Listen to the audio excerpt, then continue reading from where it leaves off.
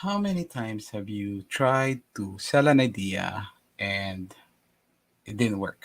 They didn't believe you. You weren't able to sell your idea. So how many times has that happened to you? So and you wonder how if only knew how to sell your design ideas, if you only knew how to design your concepts. But today let's talk about that. Let's talk about how can you pitch or sell your designs. How can you pitch or sell your designs? We'll talk about that today.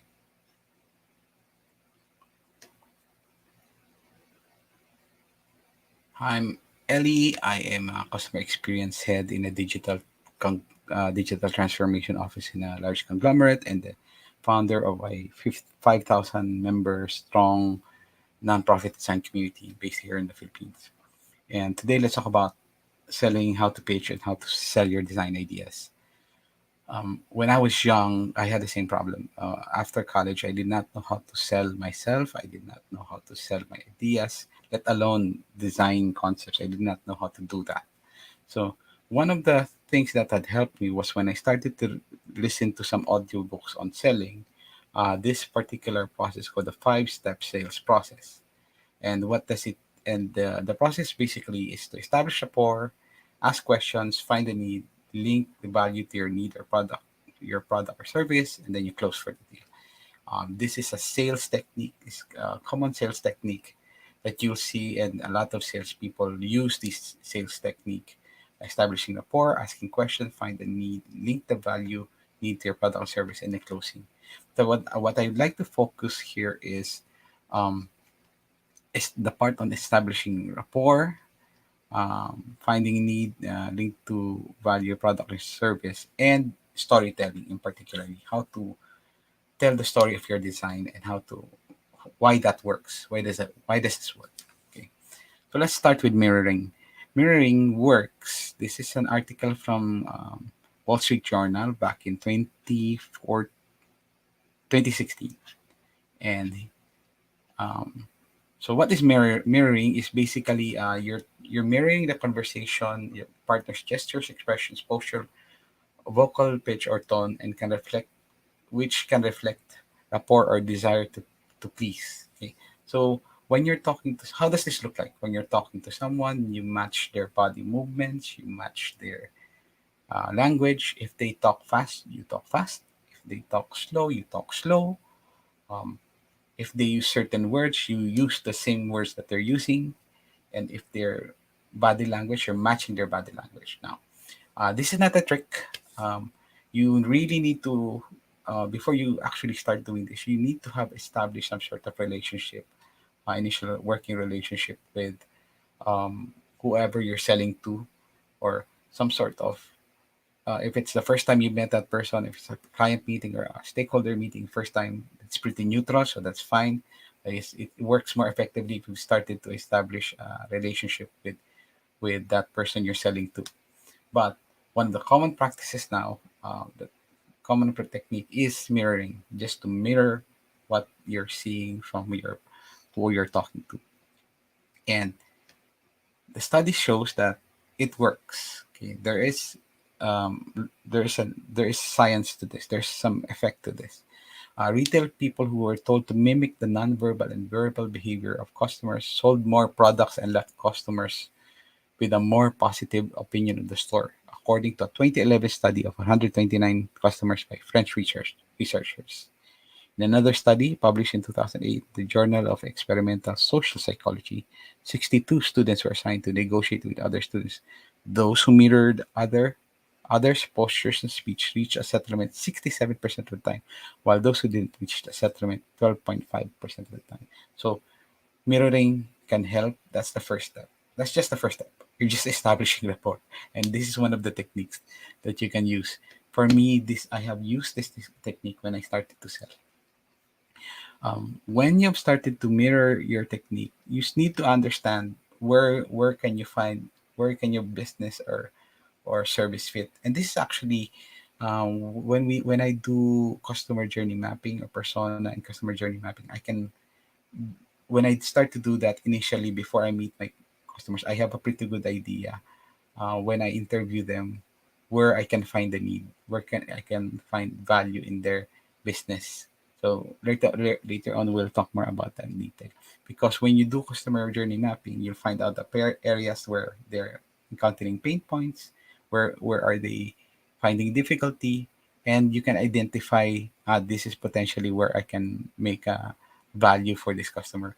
And when you start interviewing, you start guiding your questions. So, if I do this, if we're able to speed up the delivery of the service, for instance, if you're interviewing your customers, and you ask questions, and you discover that at this point, one of the pain points is it takes too long for them to take out groceries from the store, for instance.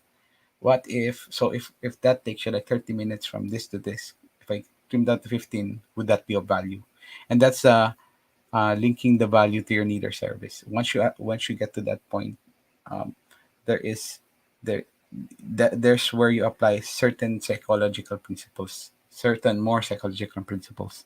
And psychology principles you can apply in here is coming from this book by Robert Cialdini, which is Influence, Persuasion. So let's look at Robert Cialdini. Robert Cialdini was one of the social scientists and behavioral scientists that worked with Obama during his presidential campaign, and he is known for this book, um, Principles of Persuasion. Persuasion. The book is called Persuasion. Persuasion. Yeah, Influence. This is the book, and there's a lot. What I'd like to point out in this book is the um, this particular liking. These are the 6 principles of influence from the book, and you can read more about it. It's in Wikipedia. This is when you're starting to establish your mirroring, liking.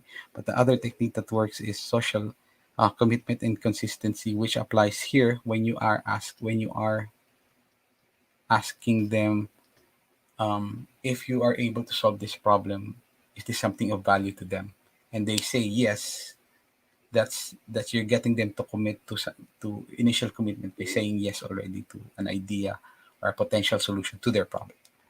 Okay, so you're using psychological principles to do that. So you're using mirroring, you're using social proof, you're using liking at the very least when you're having that conversation, we're pitching your designs. But for me, the last important technique is to tell a story. And if you recall, when we were visiting career pathways in design, one of the career starting points or career paths, it's a visual storyteller, the visualizer or the storyteller. There's a reason why that's there, and I found it's really important because remember one of the deliverables, of course, also that we talked about in the previous sessions is interactive story, interactive designs, because an interactive design usually can show you a story of how an app will look like or a website will look like. Okay, so there is a research done before. There's the Monamith, the hero's journey. So there is this researcher who looked at the different stories around the world of epics, stories, myths, and they found that there's always a pattern. There's a certain pattern that people relate to. There's a common pattern. It's called the monomyth, the hero's journey, and you will see this actually in when you watch cartoons like Rick and Morty. They apply the same hero's journey.